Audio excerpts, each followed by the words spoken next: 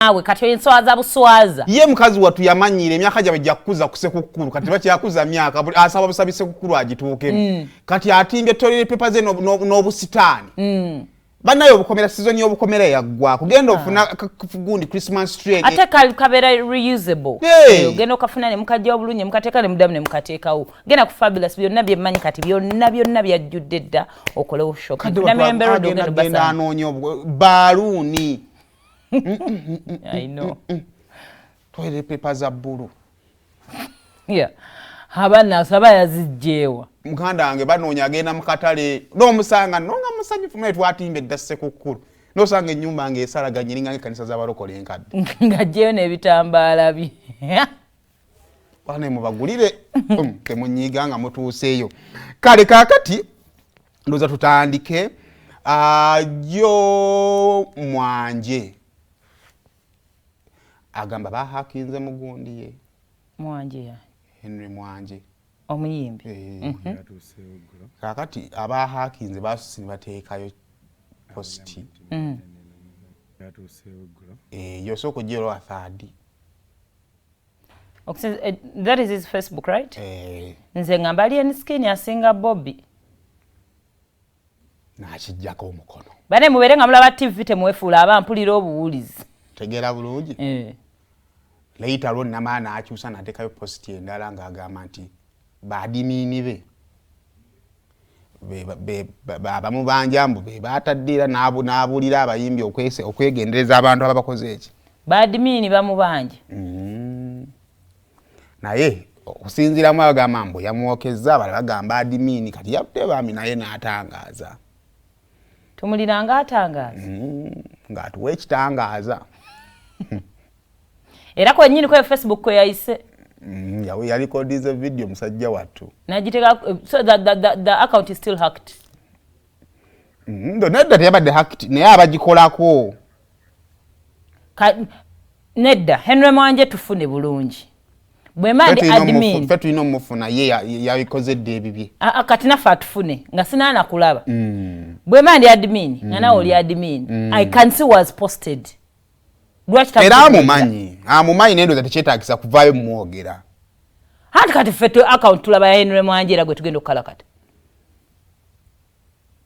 Siddembe lye. Ate kati lwaki yeewozaako? Yakizudde nti kya bulimba.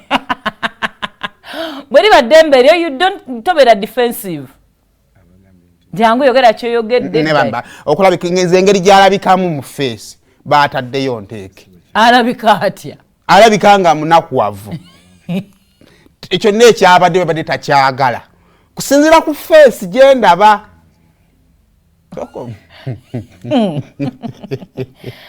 Yeno eposti endala. Yeyo yabudde n'agamba sitaani ana screen zange. Twende tukozesi wano. Sitaani alina ettima naye ne bannaffe abatulinako ettima my fellow musician bannange eno screen y'abano nedda. You should stop trusting people around you with your phone passwords. Oh dear. Ikasheka waliwo yalina password nga yalina endowooza ya posti eyasooka. Actually siti admin. Bino byobe semo nga omanyi password yange. Sigimanyi. Ogimanyi? Semo omanyi password yange. Haffy tontikka bintu kumpe wondeka. Genda maaso. Ngolo okwata essimu yange. Nga ngenda nteekayo. Endowooza gyosubira eyange oba eyiyo. Of course ndowooza eyange nga njagala efuuke yiyo. Bobi ali enskin asinga Bobi. Nera ndowooza amusinga okubeera okumpi ne Kampala. Bobi weni nga abeera wala emagere. Kati wano gagamba I know some of you very well. I know some of you know very well that we have those boys who we always move with. Era nga baserebu bwe babera mean. Abo wabanga a big deal. Abalenza mubamanyi bakola interview balingize emabega we bati. Abalenzi bana abakuba omuyimbi nga sigundi sali enskin. Abakwasi ba kabadiya buli muyimbi abayo n'abakwasi ba kabadiya be. Okay. Okay, kali agamba we always trust them with our pin code for mobile money plus all our social media nga yozezako nyo. Social media platforms guys as betrayed. Runabe weebale kuntegeera kyempitamu kyankoleddwa. Kakati soko tuwe mwanje wikati ono gayi gwanoonya gwe ya trustinga ne gundi bali bamubyeko ku ssente. Kirabika ono yayagadde kuyisaawo okulaba oba nanduza kusimanyi naye gwanoonya era yamutadde nayo kati tuba tukyawakana ki yama yamutuwadde ne wuyo yamutuwadde no kati kiki batuwakana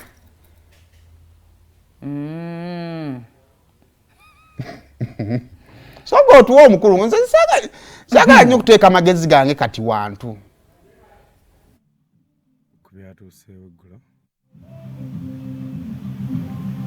abagambye nti nabadde nenoonyeza byange bambi si bwe kiri ate nammwe abanvumye kyali kiŋŋwana ge mazima naye nga bwe nabanyonyodde omuvubuka gwe mbadde nkola naye yesu twafunyemu obutakkaanya ate ye ng'alina passwords zange n'alaba nga y'engeri yokka gy'asobola okuntulugunyaamu nange naye mpulira bubi ge mazima bambi eri mikwano gyange bennina ate nga abamu banupu kati for example nga Akileo mukwano gwange bodyguard wa president Kyagulanyi kyampisiza bubi nnyo Kapalaga baby na gy'oli nkimanyi kati owulira bubi bambi Kakalamu the answer kimanyi owulira bubi naye temwabadde mu magezi gange byasi temulenzi yabadde ayagala kunjokesa era mu butuufu yakifunye nebaza abakitegedde era abakakasa nti sobola kuyisaamu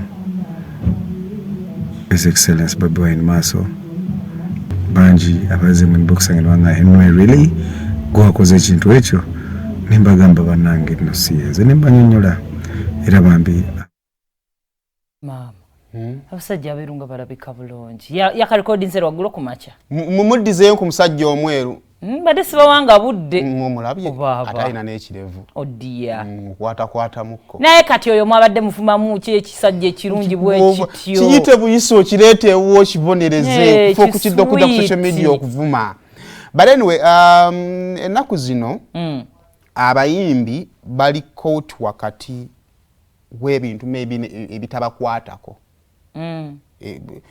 because omuyimbi alina sigala nga muki muyimbi abantu ababiri basobola okuba oba kampu ebiri ziyinza okugaana okukwatagana naye kati gwowa okusatu osobola okubeera te mukwano gwa kampu ki zombi kati abayimbi bali court actually ba stakeholders abasinga mwanyumyako emboozi eya kugundi eya Carol Jasmine mwaginyumyako banna nawe tulina eyo rasa akunoonya so mboozi nyingi ezikusubye kale tuviveeke kakati yagamba ekyali yali nalina okunywa kyayi leka kyana ekyo ngamba wakitanoonyaako tate era mboozi nagisubira naye nagamba nga kantandanga kuba waali nettidde nagamba Katonda nga ekyala amalaga gabaliivu nga tamanyi nti omusajja anaayogera omwogezi dayo ku nsonga nene eno nayo nsonga kuba abantu bagamba olowooza ki kuba yagamba omukolera sayimuddeyo ku mboozi ya Henry Mwanje lwasa talina kyagamba bwe yakigamba yakola ate banigwonaawa interview bonna bajja kukubira oyinza obaddamu obize kangikole wano lwasa talina kyagamba ekyo kiveewo ku script kwebiri producer nemboze bayagala bampi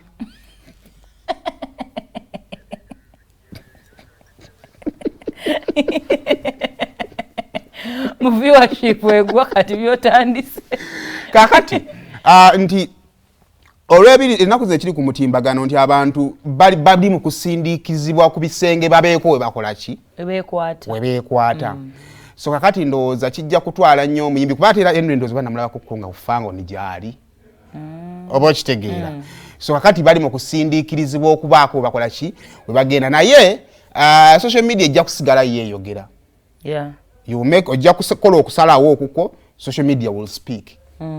Kakati ekijja okufuula omugezi era nayagadde nnyo reaction ya Henry oba ontegeera omuntu ayogera at a certain point oyinza okutegerebwa obubi oyinza osobya. You can either be misunderstood oba oyinza osobya.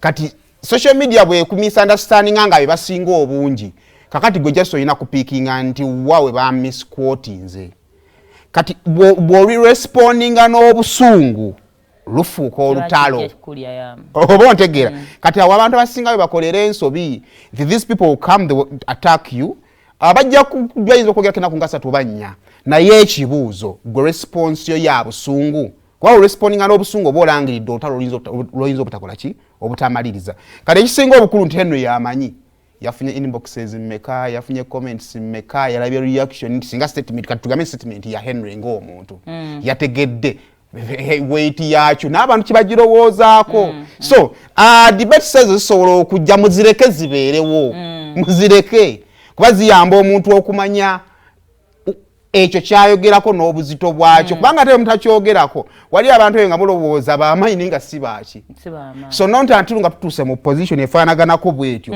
Henry okwagala okulya ebigambo nga atugambye si byange kizaayo nekimanya nti okay the moment wakiyiridde alabye nga kizito kati kiba kyakuyiga ate eri abalala abandyagadde okikola ki tewembuukira wala kakati awo tuvuddewo ate Edi yakoze eki kakati eno yali ayinaani ku show ye